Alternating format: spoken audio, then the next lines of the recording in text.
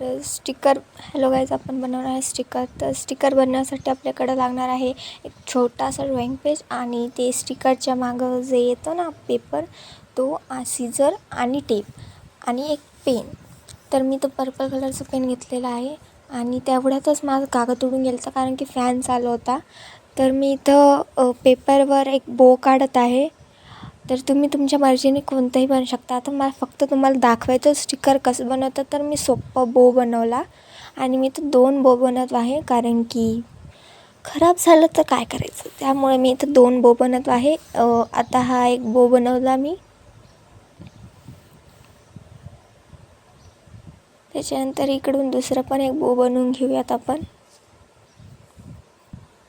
तर मी इथं हा दुसरा पण बो काढलेला आहे. तर तुम्हाला याच्यानंतर ह्या दोघांना कलर करून घ्यायचा आहे. मी इथं ब्ल्यू आणि एक पर्पल केला आहे आणि याच्यानंतर आपल्याला कट करून घ्यायचं आहे. मी हे 2च कलर केले कारण की मला हा 2 कलर आवडता. त्याच्यानंतर मी हे 2 कट केले आणि परत माझा एक बो उडून गेला कारण की फॅन चालू होता. त्यामुळे मग नंतर मी हे 2 बो घेतले आणि ते जे स्टिकर पेपर आपल्याला येतो ना, त्याच्या मागं जे आपण जे स्टिकर आणतो, आता तुमचे लहान भाऊ बहीण त्यांचे जे नवीन स्कूल चालू झाले आहे त्याच्यानंतर आपण जे बुकवर स्टिकर लावतो ना, त्याच्या मागं ते पेपर असतो, तो वाला पेपर आहे हा.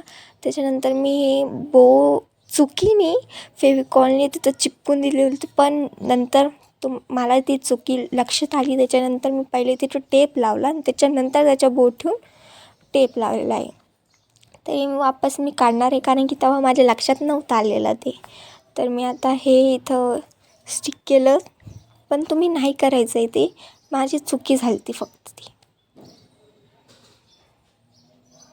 तर ही मी स्टिक केलेलं आहे, पण तुम्हाला हे स्टिक करायच्या आधी इथं टेप लावायची.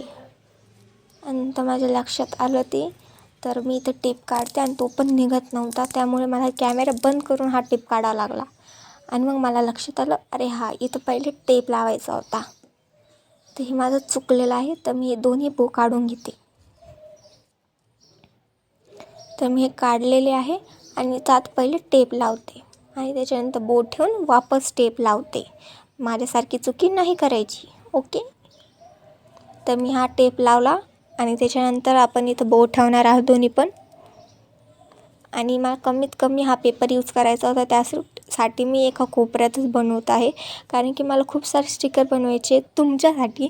त्यामुळे मी फक्त इथं थोडासाच पेपर वापरला आणि त्याच्यानंतर मी इथे ही टेप लावून घेतलेली आहे, ओके. तर मी याला कट करून घेतलेला आहे. आणि तुम्हाला ना जेव्हा बो बनवतो तेव्हा पण थोडंसं एजेस सोडायचे आहे बोच्या बाजूने, आणि जेव्हा आपण टेप लावतो त्याच्यानंतर कटिंग केल्यावर पण थोडेसे एजेस सोडायचे आहे, त्यामुळे ते खालचं आणि वरचं टेप दोन्ही चिपकून जाईल. आता मी बघा हे टेप काढून घेतलेला आहे आणि बघा कसं आपल्या भारी बोचं स्टिकर तयार झालेलं आहे होममेड. तुम्ही असेच हे बनवू शकता. आणि मी फक्त तुम्हाला हे टेप आपलं जे स्टिकर आहे ते मी सीझरवर चिपकून दाखवते. एकदम मस्त प्रकारे चिपकत आहे बघा, ओके. तर तुम्ही पण अशाच पद्धतीने बनवा. थँक्यू.